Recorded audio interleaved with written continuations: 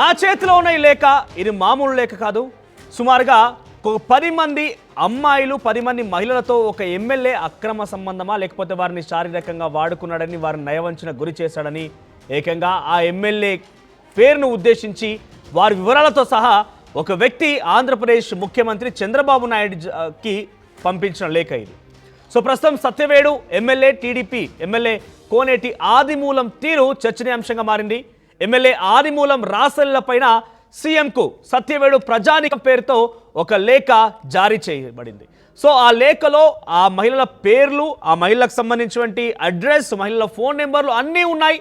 సుమారుగా 10 మంది అమ్మాయిలతో 10 మంది మహిళలతో సత్యవేడు ఎమ్మెల్యే ఎక్కడెక్కడ ఏం చేశాడు, ఎలా వారిని టార్చర్ చేశాడు, ఎలా వారిని ఇబ్బందులకు గురి చేశాడు చాలా క్లియర్గా ఆ వ్యక్తి మీరు చూడొచ్చు లెటర్లో కనబడుతోంది. ఏం రాశారు ఏంటి అనేది చాలా క్లియర్గా పూర్తిగా కూడా ఇందులో మెన్షన్ చేశారు. ఈ లేఖ ఎవరు రాశారని కొంత సమాచారం తెలియాల్సి ఉంది. కానీ చాలా క్లియర్గా ఇట్లు తమ విధేయులు సత్యవేడు ప్రజానికం అంటూ ఆ పేరుతో అంటే సత్యవేడు నియోజకవర్గ ప్రజానికం పేరుతో ఈ లెటర్ అనేది ముఖ్యమంత్రి చంద్రబాబుకు ముఖ్యమంత్రి కార్యాలయానికి జారీ చేయడం ముఖ్యమంత్రి కార్యాలయానికి పంపించడం జరిగింది. మరి ఈ లేఖలో చాలా క్లియర్గా మహిళల పేర్లు ఉన్నాయి, వారికి సంబంధించిన వివరాలు ఉన్నాయి, వారి ఫోన్ నెంబర్స్ ఉన్నాయి, అడ్రస్లు కూడా ఉన్నాయి, ఎక్కడెక్కడ ఏం చేశాడు, ఎలా చేశాడు, ఎక్కడెక్కడ ఫామ్ హౌస్లో వారిని తీసుకెళ్ళాడు, ఎలా వారిని టార్చర్ చేశాడు, ఆ మహిళలకు ఏమేమి ఇచ్చాడు, ఆ కాంట్రాక్ట్లు ఇచ్చాడా, డబ్బులు ఇచ్చాడా, చీరలు ఇచ్చాడా, నగలు ఇచ్చాడా, ఇలా అన్ని వివరాలు పూర్తిగా ఇంత దగ్గరగా చూసిన వ్యక్తి అంటే తప్ప ఇంత క్లియర్గా ఏకంగా వారి పేర్లు, అడ్రస్లు, ఫోన్ నెంబర్లు, వారికి ఏమి ఇచ్చాడు అనేది కూడా ఇంత చెప్పడం చాలా కష్టంగా మారే అవకాశం ఉంటుంది.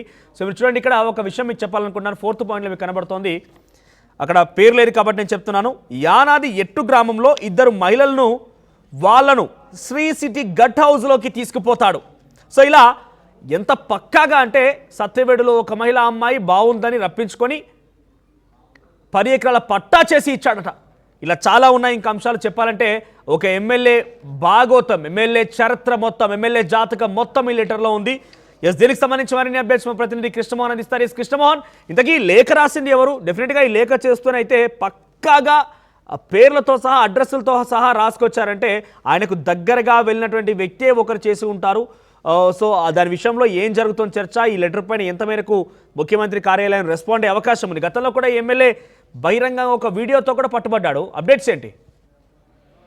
మనోజ్, మొత్తం మీద ఎవరైతే టీడీపీ ఎమ్మెల్యే ఉన్నాడో ఆదిమూలం వ్యవహార శైలి ఇప్పుడు చివరికి సీఎం స్థాయికి కూడా చేరుతున్న గతంలో మనం ఒకసారి చూసాం. ఏకంగా ఒక మహిళ ప్రెస్ మీట్ పెట్టి హైదరాబాద్కి వచ్చి తనను రాత్రితో కామవంతి తీర్చుకునే ప్రయత్నం చేశాడు, నన్ను వేధింపులకు గురి చేస్తున్నాడని వీడియోలతో సహా విడుదల చేసిన నేపథ్యంలో ఇప్పుడు అదే ఆ నియోజకవర్గానికి సంబంధించిన ప్రజలు ఒక లేఖను సీఎంకి ఈరోజు పంపిస్తున్న పరిస్థితి. ఆ లేఖలో చాలా క్లియర్ గా అంటే చాలా డీటెయిల్డ్ గా ఆదిమూలం ఏ మహిళని ఎక్కడెక్కడ తన అవసరాలకు వాడుకున్నాడు, అతను చేసే రాస లీలలు ఎవరెవరితో ఉన్నాయి, వాళ్ళ ఫోన్ నంబర్లు ఏంటి, వాళ్ళ పేర్లు ఏంటి, ఇట్లా ప్రతి విలేజ్ లో అంటే సచివాలయ నియోజకవర్గంలో ఉన్న విలేజులతో పాటు పక్కన ఉన్న కొంతమంది మహిళా అధికారులు, కొంతమంది మహిళా గ్రామస్తులు, కొంతమంది సర్పంచులు, కొంతమంది మహిళలు, ఇట్లా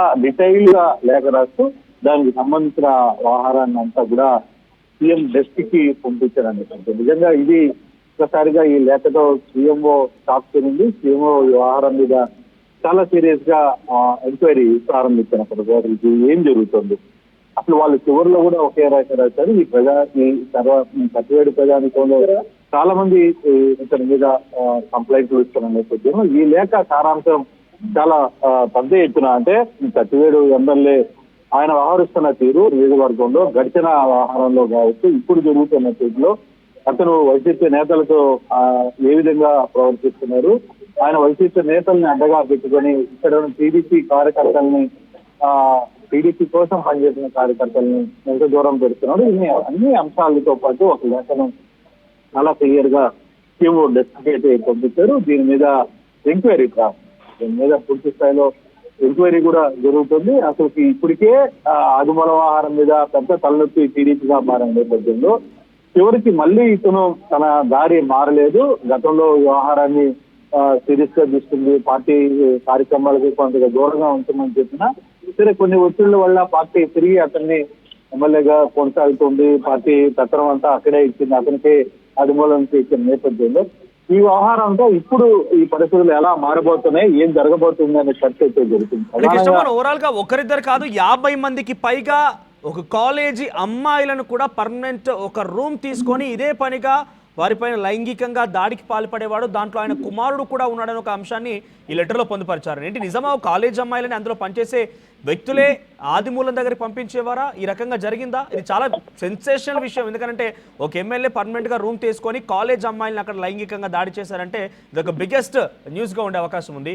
సో దాని విషయంలో చర్చ తీసుకునే అవకాశం ఉందా? ప్రభుత్వం దీని మీద కొంత రియాక్ట్ అయింది. ఈ ఆహారం నిన్న 2 రోజుల ముందే ఏమో డెస్క్కి ఈ లేఖ రావడంతో ఒక్కసారిగా సంబంధిత అధికారులకు ఏమో నుంచి కూడా ఈ లేఖను పంపించారు. పూర్తిగా ఎంక్వైరీ చేయండి, అసలు ఏం జరుగుతుంది, ఎటువంటి పరిస్థితులు ఏం జరిగింది. మొన్నటి వరకు అఫీషియల్ గా నేరుగా ఆయన వ్యవహారాలంతా కూడా బయటపడింది. కానీ ఇప్పుడు జరుగుతున్న వ్యవహారంలో ప్రభుత్వం ఏ విధంగా నిర్ణయం తీసుకోబోతుందో చూడాలి. కేవలం చదువుకున్న అమ్మాయిలనే కాదు, చాలా మంది అమ్మాయిలని అమాయకంగా మభ్యపెట్టి వాళ్ళకి స్థలాలు ఇస్తానని, లేకపోతే ఇంకోటి చెప్పి ఈ విధంగా మోసం చేయడం ఇతని అలవాటు అనేది. మరోవైపు ఇతని యాంటీ వర్గం కూడా ఈ వ్యవహారంలో ఏమన్నా చేస్తుందా అనే ఒక చర్చ కూడా జరుగుతోంది. ప్రభుత్వం వ్యవహారం మీద కొంత లోతైన విచారణ అయితే చేపట్టారు. బాధితుల పేర్లు చాలా క్లియర్ గా ఉన్నాయి కాబట్టి లెటర్ చర్చనీయాంశంగా మారింది, వైరల్ గా మారిన నేపథ్యంలో బాధితులు ఎవరైనా బయటకు వస్తున్నారా, లేదంటే ఈ లెటర్ తప్పు, మాకు ఆయనకు ఎటువంటి సంబంధం లేదు. గతంలో కూడా రెడ్ హ్యాండెడ్ ఒక వీడియోతో బట్టబయలైన నేపథ్యంలో కూడా సదరు మహిళ ఆ ఎమ్మెల్యేతో స్వయంగా నా స్వతహాగా నేనే అక్కడికి వెళ్ళానని చెప్పుకొచ్చారు. సో అదొక చర్చ జరిగింది. ఇప్పుడు కూడా ఈ 10-20 మంది పేర్లతో ఎవరైతే మెన్షన్ చేసి క్లియర్గా పేర్లతో సహా ఫోన్ నెంబర్లు, అడ్రస్ కూడా మెన్షన్ చేశారు లెటర్లో. కాబట్టి ఎవరన్నా మాకేం సంబంధం లేదు, మా పేరు తప్పుగా మెన్షన్ చేశారని బయటకు వచ్చి ఈ లెటర్కి వ్యతిరేకంగా చెప్పడం కానీ, అవును మేము ఆదిమూలం చేత బాధించబడ్డ వాళ్ళమని సపోర్ట్ ఇవ్వడం కానీ ఏమైనా జరుగుతోందా? అంటే ఇప్పుడు వరకు ఈ లేఖ వ్యవహారం చాలా లోతుగా ఎవరికి తెలియకుండానే ఎంక్వైరీ స్టార్ట్ అయింది. ఇప్పుడు ఈ లేఖ బయటకి వచ్చింది కాబట్టి సో ఇప్పుడు బాధితులు ఎవరైనా బయటకు వస్తారా, ప్రభుత్వం సైడ్ నుంచి ఈ వ్యవహారంలో ఎంక్వైరీ ఏ విధంగా జరుగుతుంది, జరిగిన ఎంక్వైరీలో బాధితులు ఎవరైనా ముందుకు వచ్చి మాట్లాడే ప్రయత్నం. బేసిక్ గా ఇటువంటి వ్యవహారాల్లో బాధితులు బయటకు వచ్చి మాట్లాడే పరిస్థితి ఉండదు. ఇంటర్నల్ గానే వాళ్ళకున్న సమస్యను చెప్పుకోగలరు. కానీ మహిళలు బయటకు వచ్చి నాకు ఈ విధంగా జరిగిందని చెప్పుకోవడం, అందులో గ్రామాల్లో ఇటువంటి వ్యవహారాలు చెప్పడం కొంత ఇబ్బందికరమైన అంశాలు. ఆ గ్రామాల్లో ఒక చిన్న ఇష్యూ జరిగినా ఊరంతా ఈ వ్యవహారం తెలిసిపోతుంది. కాబట్టి అక్కడ ఎవరు బయటకు వచ్చి మాట్లాడే పరిస్థితి ఉంది. ఏదైతే ఎంక్వైరీ చేశారో ఆ ఎంక్వైరీకి సంబంధించిన వ్యవహారాలను అంతా కూడా కొంత జాగ్రత్తగానే వ్యవహారాన్ని ప్రయత్నం అయితే చేస్తుంది. ప్రభుత్వం కూడా అసలు చాలా వ్యూపంగా వ్యవహారాన్ని వించి వ్యవహారాన్ని ఎంక్వైరీ ప్రారంభించింది. వ్యవహారం మామూలుగా బయట పెట్టాలనుకుంటే చాలా పెద్ద స్థాయిలో పెద్ద రచ్చర్ అయ్యే పరిస్థితి అయితే ఉంది. కానీ చాలా వ్యూపంగా అందులో పూర్తిగా మహిళలకు సంబంధించిన వ్యవహారం కాబట్టి అందులో పార్టీ ఇంటర్నల్ గా వ్యవహారాన్ని చాలా సీరియస్గా తీసుకునే ప్రయత్నం చేసింది. చాలా వ్యూపంగా ఈ వ్యవహారాన్ని నడిపించే ప్రయత్నం అయితే చేస్తుంది. చూడాలి ఈ వ్యవహారం మీద బాధితులు ఎవరైనా బయటకు వస్తారా, వస్తే ఎటువంటి ప్రక్రియ ఉండబోతుంది, ఏ విధంగా ముందుకుంటుంది అనే అంశాన్ని కూడా కొన్ని రోజుల్లో ఈ వ్యవహారం పూర్తి స్థాయిలో విచారణ జరిగే పరిస్థితి చాలా స్పష్టంగా కనబడుతుంది. Right Krishnamohan, thank you for the update. So మొత్తం మీద ఏపీ సత్యవేడు నియోజకవర్గ టీడీపీ ఎమ్మెల్యే కోనేటి ఆదిమూలం విషయం చర్చనీయాంశంగా మారింది. దానికి సంబంధించి ఒక లేఖ నా దగ్గర కూడా ఉంది.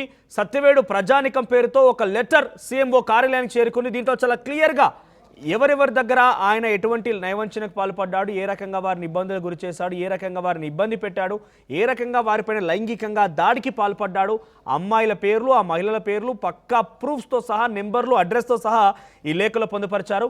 సుమారుగా ఒక విషయం మీకు చెప్పదలుచుకున్నాను. ఇక్కడ ఒక పాయింట్ ఏంటంటే కాలేజీ చదివేటువంటి కొంతమంది అమ్మాయిలని, సుమారుగా 50 మంది అమ్మాయిలని అదే కాలేజీలో పనిచేసే ఒక వ్యక్తి కోనేటి ఆదిమూలం దగ్గరికి ఒక పక్కాగా రూమ్ తీసుకొని పర్మనెంట్గా ఎటువంటి లైంగికంగా దాడి ఆయన యొక్క కామవాంఛలు తీర్చడం కోసమే ఏర్పాటు చేసుకుంటే ఆ రూమ్ పంపించేవాడట. ఇలా 50 నుంచి 100 మంది మహిళలు అమ్మాయిల పేర్లతో సహా మెన్షన్ చేశారంటే ఇది చాలా చర్చనీయాంశం అవకాశం ఉంది. మరి ఈ లెటర్ పైన సీఎంఓ కార్యాలయం ఎటువంటి చర్యలు తీసుకుంటుంది, ముఖ్యమంత్రి చంద్రబాబు ఈ లెటర్ పైన సదరు ఎమ్మెల్యే పైన ఎటువంటి చర్యలు తీసుకుంటారు, ఎంక్వైరీకి ఆదేశిస్తారా, ఈ మహిళలకి న్యాయం చేస్తారా మాత్రం చూడాల్సిన అవసరం అయితే ఉంది. సో ఈ ఎమ్మెల్యే పనితీరు పైన, ఈ లెటర్ పైన మీ అభిప్రాయం ఏంటి కామెంట్ రూపంలో తెలియజేసే ప్రయత్నం చేయండి.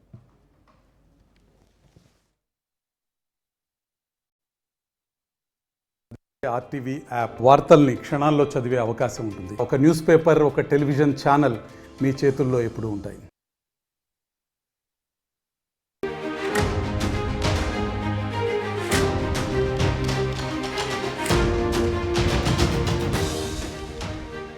నా చేతిలో ఉన్న ఈ లేఖ ఇది మామూలు లేఖ కాదు.